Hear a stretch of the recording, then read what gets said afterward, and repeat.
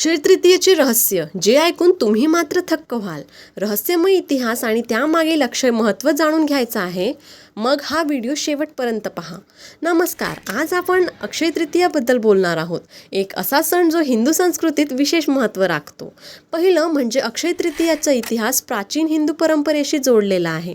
पारंपरिक कथानुसार या दिवशी अनेक शुभ घटना घडल्यात. सर्वात महत्त्वाचं म्हणजे ह्या दिवशी त्रेतायुगाचा प्रारंभ झाला. याच दिवशी भगवान परशुराम यांचा जन्म झाला असे मानले जाते. तसेच या दिवशी गंगा नदी स्वर्गातून पृथ्वीवर अवतरली अशी आख्यान आहे. अक्षय तृतीयेला अक्षय असे म्हणण्यामागे कारण आहे की या दिवशी केलेले कोणतेही शुभ कृती, मग ती दान, पूजा किंवा नवीन कार्याचे प्रारंभ कधीही नष्ट न होणारा फळ देते अशी श्रद्धा आहे.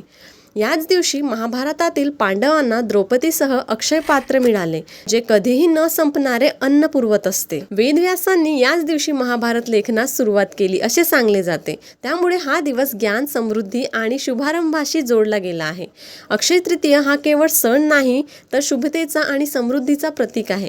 हा दिवस आपल्याला शिकवतो की आपण केलेले चांगले कृत्याचे फळ कधीही नष्ट होत नाही. म्हणूनच या दिवशी शुभ कार्य करून आणि दानधर्म करून आपण आपले जीवन समृद्ध करू शकतो.